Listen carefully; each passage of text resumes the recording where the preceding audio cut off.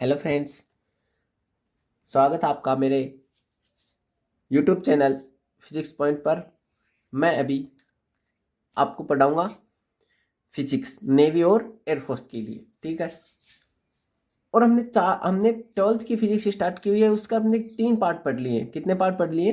3 part. 3 पार्टों में हमने क्या क्या पढ़ा? पहले सबसे पहले पढ़ा हमने कूलॉम का नियम। क्या पढ़ा? कूलॉम का नियम। कूलॉम का नियम किसी वस्तु को आवेशित करने की विधियां, मतलब आवेशन की विधियां।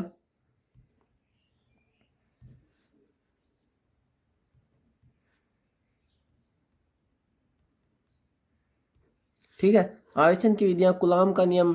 फिर हमने पढ़ा विद्युत क्षेत्र।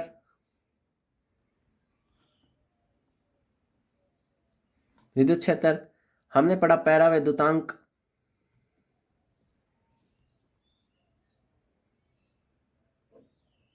हमने पढ़ा आवेश के मात्रक।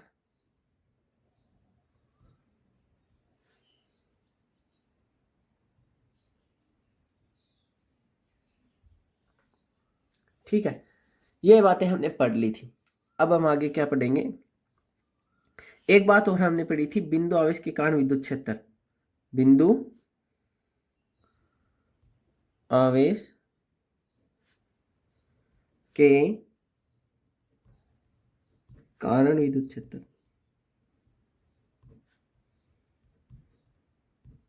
पढ़ी थी या नहीं पढ़ी थी?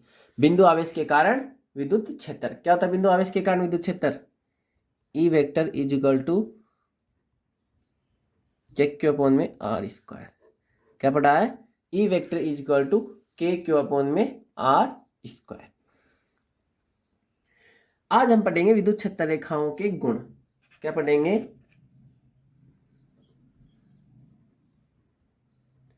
विद्युत क्षेत्र रेखाओं के गुण कि किस तरह व्यवहार करती हैं विद्युत क्षेत्र रेखाएं। ठीक है, तो सबसे पहला यही गुण है कि विद्युत क्षेत्र रेखाएं धनावेश से प्रारंभ होकर ऋणावेश पर क्या हो जाती हैं? समाप्त हो जाती हैं। कैसे? कि धनावेश से, पॉजिटिव चार्ज से तो स्टार्ट होती हैं और नेगेटिव चार्ज के ऊपर खत्म। मतलब इनकी दिशा, विद्युत क्षेत्र रेखाओं की दिशा क्या होती है? प्लस से माइनस की ओर या धनात्मक आवेश से ऋणात्मक आवेश की ओर इनकी क्या होती है? दिशा होती है। पहली बात क्लियर। ठीक, फिर क्या है कि ये क्षेत्र रेखाएं धनावेश से निकलती हैं तथा ऋणावेश में प्रवेश करती है। मतलब देख, एकल आवेश के कारण, एकल पॉजिटिव आवेश है, उससे तो विद्युत क्षेत्र रेखा इस तरह बाहर निकलती है। ठीक है, और कोई एकल ऋणावेश है, उससे विद्युत क्षेत्र रेखा बाहर नहीं निकलती, अंदर की ओर प्रवेश करती है। ठीक है, ऋणावेश में अंदर की ओर प्रवेश करती। ठीक, फिर क्या बताया कि विद्युत क्षेत्र रेखाएं धनावेश से प्रारंभ होकर ऋणावेश पर समाप्त हो जाती हैं। जैसे ये धनावेश है, ये क्या है? ऋणावेश। इस तरह से आती हैं एक दूसरे के समांतर, कभी भी एक दूसरे को काटती नहीं है। ठीक है,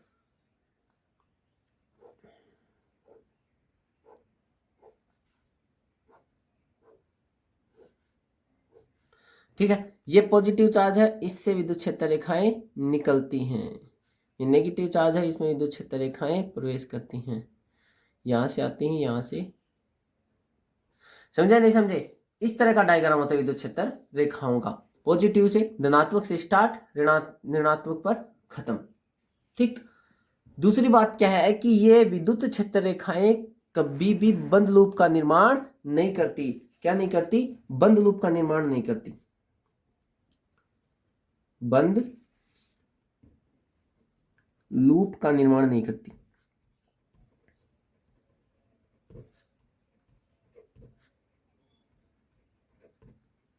ठीक है, मतलब विद्युत क्षेत्र रेखाएं कभी भी जहां से शुरू होती हैं, पॉजिटिव से शुरू होंगी, धनात्मक से शुरू होकर धनात्मक पर ही खत्म होंगी ना, तो ये बंद लूप का निर्माण करेंगी। ठीक है, ये धनात्मक, धनावेश से स्टार्ट होकर ऋणावेश पर खत्म हो जाती है, तो ये एक बंद लूप का निर्माण नहीं करती। याद रखिएगा कि चुंबकीय क्षेत्र रेखाएं बंद लूप का निर्माण करती हैं। चुंबकीय क्षेत्र रेखाएं बंद लूप का निर्माण करती हैं। क्षेत्र रेखाएं बंद लूप का निर्माण करती हैं।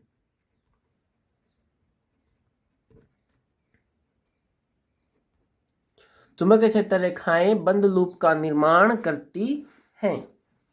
फिर अगली क्या बात पढ़ी हमने? अगला गुण क्या है कि कोई एकल आवेश है। क्या है? एकल आवेश है तो उस पर विद्युत क्षेत्र रेखाएं अनंत से शुरू होकर अनंत पर ही खत्म होती हुई प्रतीत होती है। अनंत पर से आरंभ और अनंत पर ही समाप्त होती हुई प्रतीत होती है। इस बात को याद रखिएगा जरूर, ठीक है, कि एकल आवेश के कारण विद्युत क्षेत्र रेखाएं अनंत से शुरू होकर और अनंत पर ही खत्म होती हुई प्रतीत होती हैं। ठीक है। फिर अगला गुण क्या है कि ये जो क्षेत्र रेखाएं हैं कभी भी एक दूसरे को प्रतिच्छेद नहीं करती। कोई भी दो विद्युत क्षेत्र रेखाएं कभी भी एक दूसरे को प्रतिच्छेद नहीं करती, एक दूसरे को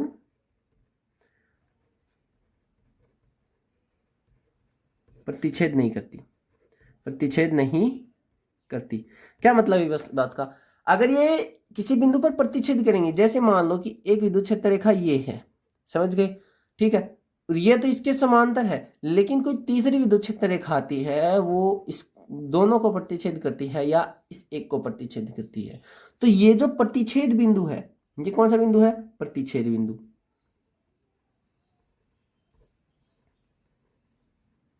तो इस प्रतिच्छेद बिंदु पर विद्युत क्षेत्र की कितनी दिशाएं हो जाएंगी? दो। कितनी दिशाएं हो गई? यहां से स्टार्ट है, यहां पे प्रतिच्छेद किया, एक इस साइड में चली गई, एक इस साइड में चली गई। अब ये तो है नहीं कि प्रतिच्छेद करने के बाद ये भी इसी दिशा में चली जाएगी, ये तो हो नहीं सकता। ये इस साइड में जाएगी, ये इस साइड में, तो विद्युत क्षेत्र की कितनी दिशाएं हो गई? दो दिशा, जो कि बिल्कुल भी संभव नहीं है। इसलिए विद्युत क्षेत्र रेखाएं एक दूसरे को प्रतिच्छेद नहीं कर सकती। समझे या नहीं समझे? ठीक है। फिर क्या बताई कि ये अपनी लंबाई की दिशा में संकुचित होने का प्रयास करती हैं। ठीक है, ये लंबाई की दिशा में संकुचित होने का प्रयास करें। देखिए यहाँ पे संकुचन हो रहा है नहीं हो रहा? पीछे देखो, यहाँ पे संकुचन हो रहा है ना, विद्युत क्षेत्र रेखा एक दूसरे के नजदीक आ गई। इसका मतलब क्या है कि यहाँ पे आकर्षण बल ज्यादा है। क्या है? आकर्षण बल ज्यादा है, आकर्षण बल ज्यादा है। ठीक है, आकर्षण बल। जहां पे ये दूर दूर होती है, यहाँ पे विद्युत क्षेत्र रेखाएं क्या होती हैं? प्रसारित होती हैं, ना, फैलने का प्रयास करती हैं। तो यहाँ क्या है? प्रतिकर्षण बल ज्यादा है, प्रतिकर्षण बल। ठीक है, यहाँ पे क्या है? प्रतिकर्षण बल।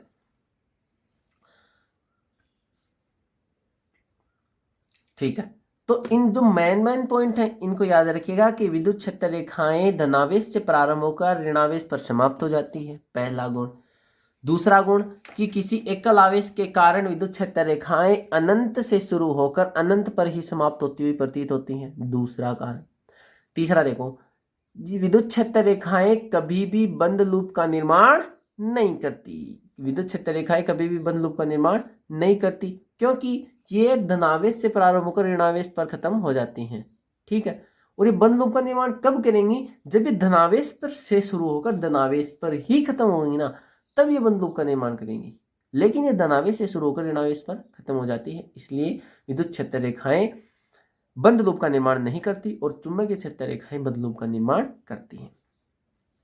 फिर अगली बात सबसे ज्यादा इंपॉर्टेंट यही है कि विद्युत क्षेत्र रेखाएं एक दूसरे को प्रतिच्छेद नहीं करती। क्यों नहीं करती? कि प्रतिच्छेद बिंदु पर दो दिशाएं हो जाएंगी, जो कि बिल्कुल भी संभव नहीं है। समझे क्या? ठीक है, चलिए आगे पढ़ते हैं। आगे हम पढ़ेंगे विद्युत द्विध्रुव और विद्युत द्विध्रुव आघूर्ण। क्या पढ़ेंगे? विद्युत द्विध्रुव और विद्युत द्विध्रुव आघूर्ण। देखो तो, विद्युत द्विध्रुव,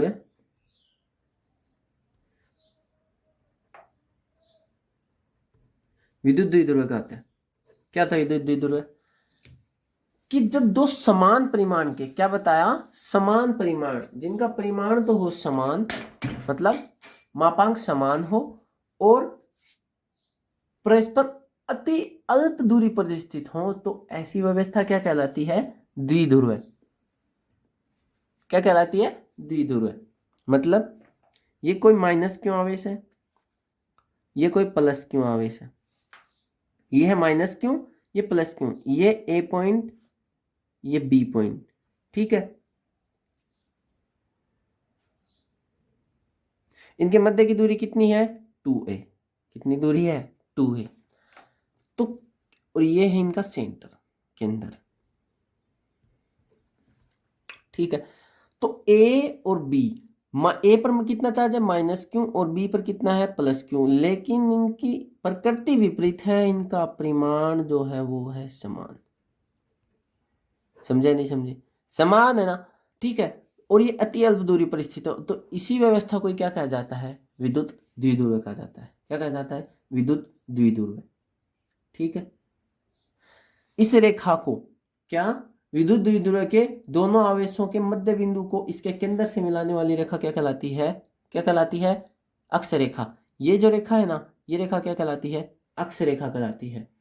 और इसके केंद्र के लंबवत जो रेखा होती है ना, ये रेखा, इस रेखा को कहते हैं निरक्ष रेखा। निरक्ष रेखा। ठीक है, केंद्र के लंबवत जो रेखा होती है वो निरक्ष रेखा होती है, और जो केंद्र के समांतर होती है वो क्या रेखा कहलाती है? अक्ष रेखा। क्या कहलाती है? अक्ष रेखा। ठीक है, अब हम पढ़ेंगे विद्युत द्विध्रुव आघूर्ण। द्विध्रुव के बारे में हमने पढ़ लिया कि परिमाण में समान लेकिन प्रकृति में विपरीत कोई दो आवेश अति अल्प दूरी पर स्थित है तो उसी व्यवस्था को क्या कहलाता है? वही व्यवस्था क्या कहलाती है? द्विध्रुव, विद्युत द्विध्रुव। और अब हम पढ़ेंगे विद्युत द्विध्रुव आघूर्ण।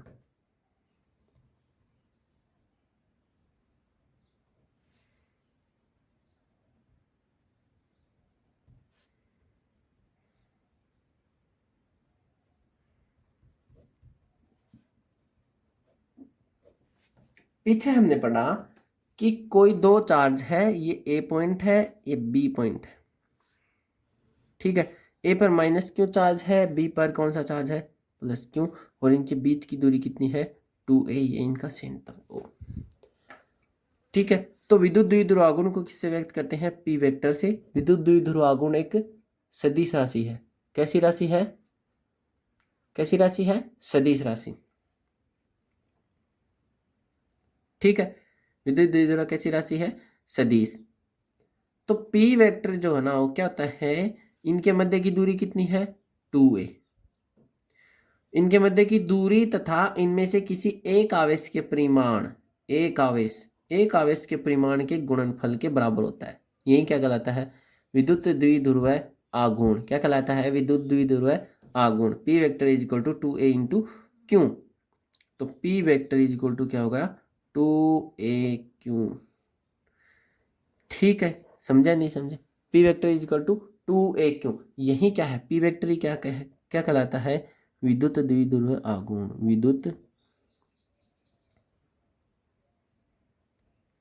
विद्युत द्विध्रुव आघूर्ण। ठीक है, और इस विद्युत द्विध्रुव आघूर्ण की दिशा होती है नेगेटिव से पॉजिटिव की ओर, माइनस क्यू से प्लस क्यू की ओर इसकी दिशा होती है। पी वेक्टर की माइनस क्यू से प्लस क्यू की ओर दिशा होती है। ठीक है, एक सदिश राशि है, इसकी दिशा किधर हो गई? माइनस चार्ज से प्लस चार्ज की ओर। अब बात करते हैं इसके मात्रक की। किसकी बात करते हैं? मात्रक की। मात्रक क्या हो गया? 2a क्या है? दूरी, इसका क्या होगा? मीटर। और क्यों का? कूलाम। मात्रक क्या हो गया? Coulomb into metre. कूलाम गुणा मीटर। अब बात करते हैं विमा की।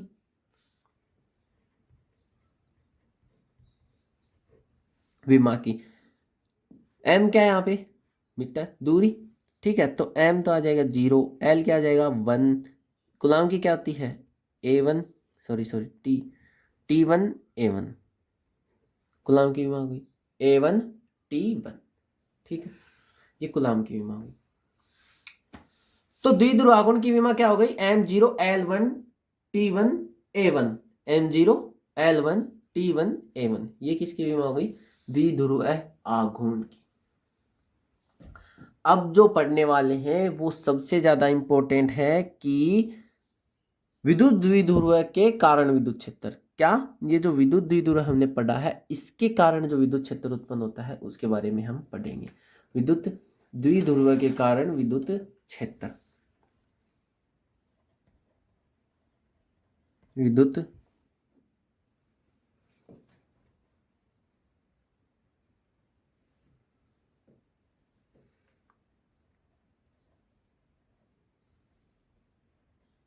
विद्युत द्विध्रुव के कारण विद्युत क्षेत्र, विद्युत द्विध्रुव के कारण विद्युत क्षेत्र। एक बात याद रखिएगा, यहाँ पे आपको वो ही पढ़ाया जाएगा जो एग्जाम के व्यू से मोस्ट इंपॉर्टेंट है। ठीक है, फालतू चीज मैं नहीं पढ़ाऊंगा, जो एग्जाम में आती है वो ही चीज मैं आपको पढ़ाने वाला हूँ। ठीक है, जो एग्जामिनर को पसंद है। ठीक है, तो हम पढ़ेंगे विद्युत द्विध्रुव के कारण विद्युत क्षेत्र। ठीक है, तो पहली बात यह है कि दो रेखाएं बताई थी मैंने, दो रेखाएं बताई थी आपको। एक क्या बताई थी, निरक्ष रेखा, ये माइनस क्यों चार्ज है, ये प्लस क्यों, ये ए पॉइंट, ये बी पॉइंट। ठीक है, तो यहाँ पर मैंने क्या बताया था कि आपको दो रेखाएं होती हैं, एक ये जो रेखा होती है ये होती है निरक्ष। ठीक है, ये निरक्ष रेखा होती है, और ये रेखा कौन सी बताई थी, अक्ष रेखा। तो पहले पढ़ेंगे अक्ष के ऊपर विद्युत क्षेत्र, दूसरी बार पढ़ेंगे निरक्ष के ऊपर विद्युत क्षेत्र। तो डेरिवेशन हम निकालेंगे नहीं, क्यों टाइम वेस्ट करना जब एग्जाम में पूछी नहीं जाती। ठीक है, तो हम डेरिवेशन नहीं पढ़ने वाले, सीधा मैं फॉर्मूला बताऊंगा आपको। ई वेक्टर अक्ष के ऊपर कितना होता है, ई वेक्टर अक्ष के ऊपर कितना होता है, 1/4πε0 P vector 2p vector upon में आर क्यूब। ई वेक्टर अक्ष के ऊपर विद्युत क्षेत्र कितना आ गया, 1/4πε0 2p वेक्टर अपॉन में आर क्यूब। ये होता है अक्ष के ऊपर विद्युत क्षेत्र। अब हम पढ़ेंगे निरक्ष के ऊपर विद्युत क्षेत्र। क्या पढ़ेंगे, निरक्ष के ऊपर, ई निरक्ष, निरक्ष के ऊपर क्या पढ़ेंगे, विद्युत क्षेत्र। यह क्या होगा, 1/4πε0 पी वेक्टर अपॉन आर की cube, P vector upon R cube.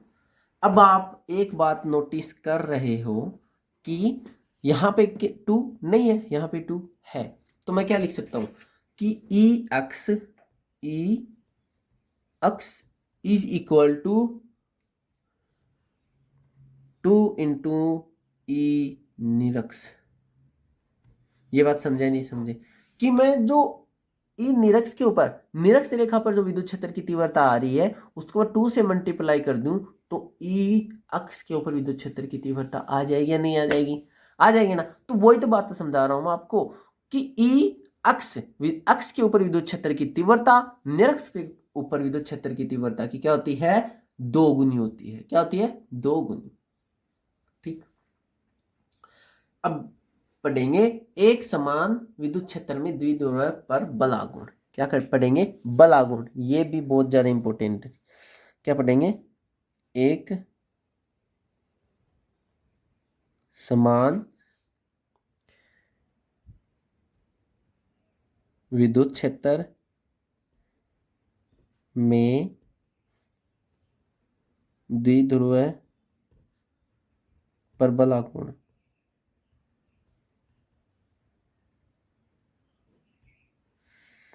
एक समान विद्युत क्षेत्र में द्विध्रुव पर बलागुण। ठीक है, चलिए पढ़ते। वही बात है कि द्विध्रुव है, ये कौन सा चार्ज हो गया, नेगेटिव क्यू माइनस क्यू, और ये कौन सा चार्ज हो गया, प्लस क्यू। ये ए बी पॉइंट, ये एक विद्युत द्विध्रुव है अपने पास। ठीक है, अब हम इसको एक विद्युत क्षेत्र में रखते हैं। ठीक है, कहाँ रखेंगे, एक विद्युत क्षेत्र में। ये विद्युत क्षेत्र है अपना ई वेक्टर, ये मैंने मान लिया ये क्या है, ई वेक्टर विद्युत क्षेत्र। एक दूसरे के समानता, एक दूसरे को प्रतिच्छेद भी नहीं कर रही, तो क्या है, ई वेक्टर। अब यहां पे कोई विद्युत द्विध्रुव स्थित है थीटा कोण पर, थीटा कोण पर। ये कौन सा चार्ज है, पॉजिटिव, प्लस क्यू, ये कौन सा है, माइनस क्यू, ये ए पॉइंट है, ये बी पॉइंट है, ठीक है। कितने कोण पर होगी? थीटा कोण पर, ठीक है। चलो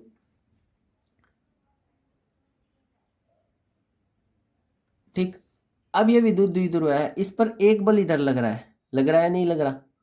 ठीक है, ये कौन सा लग रहा है? F vector is equal to minus Q E. मैंने आपको पीछे फॉर्मूला बताया कि ई इज इक्वल टू होता है एफ अपॉन में क्यू, तो एफ इज इक्वल टू क्या हो जाएगा? ई क्यू या क्यू ई, ठीक है। तो ये क्या है? माइनस क्यू ई, माइनस क्यू आवेश के कारण बल। ये कौन सा बल लगेगा इधर? प्लस क्यू आवेश के कारण। कौन सा बल लगेगा? प्लस क्यू आवेश के कारण F vector is equal two plus Q E vector. समझे नहीं समझे? अब देखो कि यहाँ पे क्यू का चार्ज चार्ज सेम है। मैंने आपको बताया कि विद्युत द्विध्रुव में इनका जो परिमाण है, इनकी प्रकृति विपरीत है लेकिन परिमाण क्या होता है? सेम होता है। तो क्यू और इसका परिमाण सेम है, ये इधर लग रहा है, ये इधर लग रहा है, तो एक दूसरे को निरस्त कर देंगे ना। तो टोटल बल, ये F1 है, ये F2 है, तो टोटल बल इज इक्वल टू क्या जाएगा? F1 प्लस F2, और F इज इक्वल टू हो जाएगा माइनस क्यू ई वेक्टर और प्लस क्यू ई वेक्टर, दोनों एक दूसरे को कैंसिल कर देंगे और F vector is equal to क्या जाएगा? 0। समझा नहीं समझे इस बात को? कि विद्युत द्विध्रुव में स्थित नहीं, विद्युत एक समान विद्युत क्षेत्र में स्थित किसी विद्युत द्विध्रुव पर बल का मान कितना होता है? 0। कोई भी बल कार्य नहीं करता, ठीक। चलो अब एक बात बताओ कि ये एक बल इस साइड में लग रहा है, एक बल इस साइड में लग रहा है, ये कोई पेन है, ठीक है, ये कोई पेन है, इस पर मैं एक बल तो इधर लगाऊंगा और एक बल मैं इधर लगाऊंगा, तो ये घूर्णन करेगा या नहीं करेगा? घूर्णन करेगा, घूर्णन करेगा ना। तो इस पर एक बल युग्म कार्य करता है, बल युग्म है ना, ये एक बल इस साइड लग रहा है, एक बल इस साइड लग रहा है, तो बल युग्म कार्य करता है और उसे क्या कहते हैं? बल आघूर्ण। क्या कहते हैं? बल आघूर्ण। क्या कहते हैं? बल आघूर्ण। अब बल आघूर्ण क्या होता है? इसको किससे व्यक्त करते हैं? टो से। बल आघूर्ण क्या होता है? टो। और बल आघूर्ण एक सदिश राशि है, इसे टो से डिनोट किया जाता है। बल आघूर्ण होता क्या है? कि बल आघूर्ण बराबर बल आघूर्ण इज इक्वल टू, बल आघूर्ण इज इक्वल टू क्या होता है? अब एक बात बताओ, बल आघूर्ण बताने से पहले मैं आपको एक बात बताऊं कि यहां पे हमने पढ़ा, क्या पढ़ा? हमने पढ़ा कि द्विध्रुव के बीच की दूरी कितनी होती है? दोनों चार्ज के बीच की दूरी कितनी होती है? 2a। कितनी होती है? 2a। अच्छा, अब यहां से मैं निकालूं तो मेरे को क्या चाहिए? ये कोई सी पॉइंट है, ठीक है, ये ट्राइंगल बन रहा है। कौन सा ट्राइंगल है ये? राइट एंगल ट्राइंगल, समकोण त्रिभुज। अब समकोण त्रिभुज में मेरे को साइन थीटा का अनुपात निकालना है। किसका? साइन थीटा का। तो sine theta is equal to क्या होगा? लंब अपोन में कर्ण। लंब क्या है यहाँ पे? BC। अपोन में कर्ण क्या है? 2a। तो BC इज इक्वल टू क्या आ जाएगा? 2a sine theta. BC is equal to क्या आ जाएगा? 2a sine theta. अब आपके मन में एक क्वेश्चन आ रहा होगा कि यहाँ पे मैंने साइन थीटा ही क्यों लिया? आया नहीं आया? कि यहाँ पे साइन थीटा ही क्यों लिया? साइन थीटा इसलिए लिया स्टूडेंट्स कि यहाँ पे क्या है? 2a वेक्टर अपने को दे रखा है, 2a अपने को दे रखी है, इसकी लंबाई अपने को दे रखी है, और दूसरी बात क्या है कि दोनों आवेशों के बीच की लंबवत दूरी चाहिए अपने को। दोनों आवेशों के बीच की लंबवत दूरी। बल आघूर्ण क्या होता है? बल आघूर्ण क्या होता है? किसी एक आवेश पर बल, ठीक है, बल गुणा बलों के बीच की लंबवत दूरी, बलों के बीच की लंबवत दूरी, ठीक है। लंबवत दूरी चाहिए, तो लंबवत दूरी चाहिए तो अपने को यही तो निकालना पड़ेगा, BC, ठीक है। BC निकालेंगे तो क्या आ जाएगा? BC निकालेंगे तो आएगा 2a साइन थीटा, क्योंकि लंब और कर्ण का अनुपात ही क्या होता है? Sine theta. तो BC इज इक्वल टू क्या आ जाएगा? 2a sine theta. तो बल आघूर्ण, बल आघूर्ण बराबर क्या आएगा? मैं टो वेक्टर लिख रहा हूं यहाँ पे, ठीक है। टो वेक्टर आ जाएगा F वेक्टर गुणा बलों के बीच की दूरी कितनी आ जाएगी? 2a sine theta, 2a sine theta, ठीक है। अब आपको पता है कि F इज इक्वल टू क्या होता है? QE। F is equal to QE, तो tau vector is equal to QE vector गुणा 2a sine theta. Tau vector is equal to क्या आ जाएगा, ई वेक्टर, और इसको क्यू को इसके साथ लिख लेते हैं 2a q साइन थीटा। यहां तक समझे। अब पीछे हमने पढ़ा कि 2a q is equal to क्या होता है, p vector. 2a is equal to p vector, द्विध्रुव आघूर्ण, द्विध्रुव आघूर्ण पढ़ा। तो या इस 2a की जगह 2aq की जगह मैं क्या रख रहा हूं, p vector. Tau vector is equal to E vector गुणा P vector sine theta, E vector गुणा पी वेक्टर साइन थीटा। जब हम इसको कंबाइन करके लिखेंगे तो क्या आ जाएगा, tau vector is equal to आ जाएगा P E sine theta, P E sine theta. ठीक है, हमको पहले लिखना होगा पी को, पी वेक्टर पहले पी आएगा फिर ई आएगा। ठीक है, अगर हम ई को पहले लिख रहे हैं तो हमें यहाँ पे नेगेटिव चार्ज भी लगाना पड़ेगा। आपको सदिश वेक्टर फॉर्म का मल्टीप्लिकेशन आपने पढ़ा होगा, उसमें पढ़ा होगा कि वेक्टर में जब भी ऐसे दे रखा है कि ई वेक्टर गुणा पी वेक्टर है या पी वेक्टर गुणा ई वेक्टर है, तो अगर ये कंडीशन है, अगर इससे हम ये बना रहे हैं तो इसमें क्या आएगा, नेगेटिव चार्ज आएगा। डॉट प्रोडक्ट में हम कैसे भी कर सकते हैं, पी ई भी कर सकते हैं, ई पी भी कर सकते हैं। तो ये आप समझे कि बल आघूर्ण इज इक्वल टू क्या होता है, tau vector is equal to P vector E vector sine theta, P vector E vector sine theta. ठीक है फ्रेंड्स, हमने पढ़ा कि tau vector is equal to P vector E vector sine theta, ये होता है। अब एक बात बताओ कि ये जो विद्युत द्विध्रुव था, विद्युत क्षेत्र में रखा हुआ था, विद्युत द्विध्रुव विद्युत क्षेत्र में रखा हुआ था, एक तीन कंडीशन बन सकती, या तो ये लंबवत रखा है, इस कंडीशन में रखा है, या फिर ये समांतर कंडीशन में रखा है, इस कंडीशन में, या फिर ये 180, मतलब कि इधर माइनस क्यों है और इधर क्या है, प्लस क्यों है। अब विद्युत क्षेत्र की दिशा क्या होती है, माइनस क्यों से प्लस क्यों होती है, प्लस क्यों से माइनस क्यों। विद्युत क्षेत्र की दिशा प्लस से माइनस होती है। यदि इस कंडीशन में है, इधर माइनस है इधर प्लस है, तो ये कंडीशन हो जाएगी प्रति समांतर, क्योंकि विद्युत द्विध्रुव किधर लग रहा है, इधर लग रहा है, माइनस से प्लस, और विद्युत क्षेत्र प्लस से माइनस, एक दूसरे के विपरीत हो गए। इस कंडीशन में कोण कितना बनेगा, 180 डिग्री का। जब दोनों एक ही दिशा में हो जाएंगे तो कोण 0 डिग्री का, और जब 90 डिग्री का बनेगा तो एक दूसरे के लंबवत होंगे। तो तीन कंडीशन बनेगी। ठीक है, तीनों कंडीशन पढ़ते हैं कि जब थीटा इज इक्वल टू कितना हो, 90 डिग्री, तो tau vector is equal to P E, tau vector is equal to P E, ये मैक्सिमम होता है। क्या होता है, मैक्सिमम। ठीक है, फिर दूसरी कंडीशन है कि जब थीटा इज इक्वल टू क्या हो, 0 डिग्री हो, या क्या हो, समांतर हो। जब विद्युत द्विध्रुव और विद्युत क्षेत्र एक दूसरे के समांतर होंगे तो 0 डिग्री का कोण बनेगा, और 0 डिग्री का कोण बनेगा तो tau vector is equal to क्या आपके पास 0 आएगा। और यही क्या है, स्थायी अवस्था है। क्या अवस्था है, स्थायी अवस्था है। दूसरी कंडीशन क्या है कि जब थीटा इज इक्वल टू कितना हो जाए, थीटा इज इक्वल टू हो जाएगा 180 डिग्री, कितना, 180 डिग्री। ठीक है, थीटा इज इक्वल टू हो गया, तो टो इज इक्वल टू भी क्या आ जाएगा, 0 आ जाएगा। कैसे 0 क्या आएगा, कि साइन 80 का 180 का मान भी कितना होता है, 0। ठीक, साइन 180 का मान 0 और साइन 0 का मान भी 0। ये कंडीशन होती है प्रति समांतर की। ये अवस्था स्थायी अवस्था होती है, स्थायी अवस्था होती है। ये होती है अस्थायी।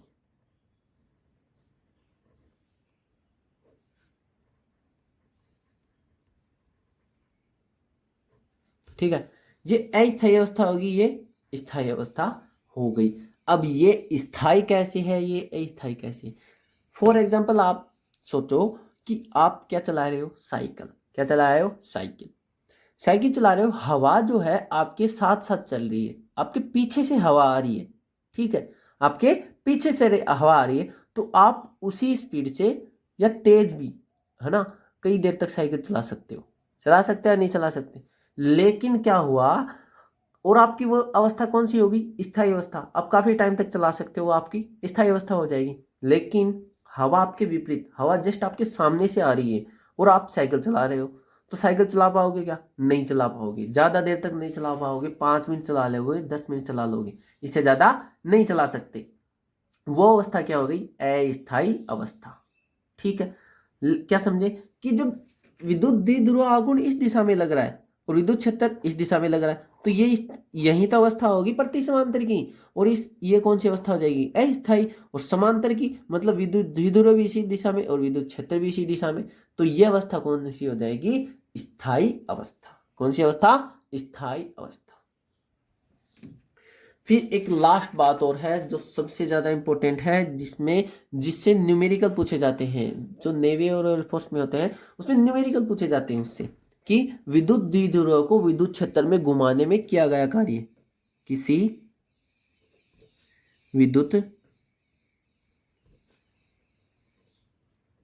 द्विध्रुव को विद्युत क्षेत्र में घुमाने में किया गया कार्य। क्या था किया गया कार्य? विद्युत द्विध्रुव को विद्युत क्षेत्र में घुमाने में किया गया कार्य। अब कोई विद्युत द्विध्रुव है, मैंने आपको पीछे बताया कि विद्युत द्विध्रुव है इस कंडीशन में है, ये कोई ई वेक्टर विद्युत क्षेत्र है इस कंडीशन में माइनस क्यू, और ये है बी पॉइंट, ये ए पॉइंट, ये प्लस क्यू है। अब विद्युत द्विध्रुव को घुमाते हैं हम, इधर घुमा दिया तो ये साइड किस साइड में आएगी? इस साइड में आएगी, है ना? कुछ ना कुछ कार्य करना पड़ेगा।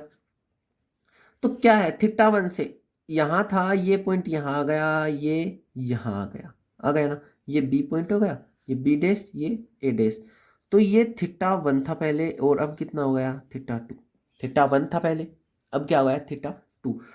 तो जो कार्य होगा वो क्या होगा? पी ई कोस theta 1 minus cos theta 2। P vector E vector कोस थीटा 1 माइनस कोस थीटा 2, कोस थीटा 1 माइनस कोस थीटा 2। यही कार्य किया जाएगा। क्या क्या कार्य किया जाएगा? यही कार्य किया जाएगा। ये तो क्या हो गया? द्विध्रुव आघूर्ण, और ये क्या हो गया? विद्युत क्षेत्र। ये थीटा 1 10 डिग्री से 20 डिग्री, या 90 डिग्री से 180 डिग्री पे घुमा दिया, या 0 से 180 पे घुमा दिया, तो थीटा 1 का मान कितना आ जाएगा? 0, और थीटा 2 का कितना आ जाएगा? 180। और पी और ई वेक्टर का मान निकाल के और इसका सॉल्यूशन किया जा सकता है। फिर दूसरी बात, अब हम एक कंडीशन लें, एक कंडीशन लेते हैं कि थीटा 1 इज इक्वल टू क्या होता है? 0, मतलब 0 डिग्री से इसको कितने डिग्री पे घुमा दिया? थीटा पर। अपने को नहीं पता है, थीटा 1 तो 0 है, 0 डिग्री से हमने इसको किस पे घुमा दिया? थीटा पर। थीटा का मान जो भी है हमको नहीं पता, लेकिन थीटा कोण पर हमने इसको घुमा दिया। तो कार्य का मान क्या होगा? तो वर्क डन क्या होगा? P vector E vector 1 minus cos theta, 1 minus cos theta, P vector A vector is equal to 1 minus cos theta, 1 minus cos theta. समझा नहीं समझे? समझ गए ना? तो यही बात है, ये फॉर्मूला बहुत बहुत बहुत इंपॉर्टेंट है, बहुत ज़्यादा इंपॉर्टेंट है, इसको जरूर पढ़िएगा। ठीक है, और इस पर न्यूमेरिकल, आज ये चैप्टर 1 का चैप्टर कंप्लीट हो गया। ठीक है,